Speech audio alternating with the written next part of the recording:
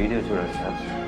ఒక వ్యక్తి సో కుక్కని కొట్టి చంపుతున్నాడు సార్. కుక్కను ఎస్ 2 సార్లు బాదుతున్నాడు.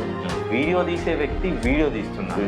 మూగ జీవ హింస చేయకూడదు, ఇంత చట్టాలు స్ట్రిక్ట్గా ఉన్నా కూడా ఇంత వీళ్ళు రోడ్ల పైన ఇంతగానం చేస్తున్నా కూడా వీళ్ళని ఏం చేస్తే బాగుపడతారు సార్? అసలు నా నోటితో అనొద్దు. కుక్కని ఎలానైతే కొట్టాడో వాడిని కూడా అలా కొట్టి 2 దెబ్బలు కొట్టి పక్కకు పడారు. ఎస్ మనదైతేనో ప్రాణం, కుక్కదైతేనో కాదు. ఆ డాగ్ దానికి కూడా ప్రాణం ఉంటుంది కదా, దానికి మాటలు రావు, మనకు మాటలు వస్తాయి. మనకు దానికి తేడా, కుక్కకున్న విశ్వాసం మనిషికి కూడా ఉండదని అంటారు కదా.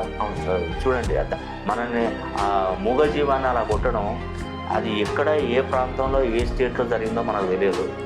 ఈ వీడియోని ఎవరైనా అంటే మామూలుగా చూసిన వాడు తెలిసిన వాడైతే మనం తీసుకెళ్ళి నిజంగా వాడిని కఠినంగా శిక్షించి ఒక 15-20 రోజులు జైల్లో వేయాలి. వాళ్ళకి అన్నం పెట్టవద్దు. అన్నం అస్సలే పెట్టకూడదు. రోజు వాడు బ్రతకడానికి ఎంత లిమిటెడ్గా ఎంత అయితే అన్నం ఉంటుందో అంత ఇచ్చేసి వాడిని అన్నీ క్లోజ్ చేసేయాలి. బాగా కష్టపెట్టాలి, పని బాగా ఒత్తిడి చేసి పెట్టాలి. అలా అయితే వాడు ఇంకొకసారి చేయడు. ఏంటి అది తమాషా అనుకున్నాడు, తమాషా చేస్తున్నాడు వాడు అక్కడ. అది ఏ వీడియోనా అని అనుకున్నా, కాదు, అది ఏ వీడియో కాదు. ఇప్పుడు అంతా యూట్యూబ్లో అక్కడిక్కడ ఏ వీడియోలు జనరేట్ చేసి చెప్తున్నారు కదా, అది కాదు, ఏ వీడియో కాదు. ఖచ్చితంగా మూగజీవాలను రక్షించేది పోయి మనం మూగజీవాలను కొట్టి చెప్తే ఆ మూగజీవాలకు మనకు తేడా ఏముంటుంది? నిజంగా ఇలాంటి విషయాలు అసలు చెప్పడానికి లేదు. అసలు వాడు మహా దుర్మార్గుడు.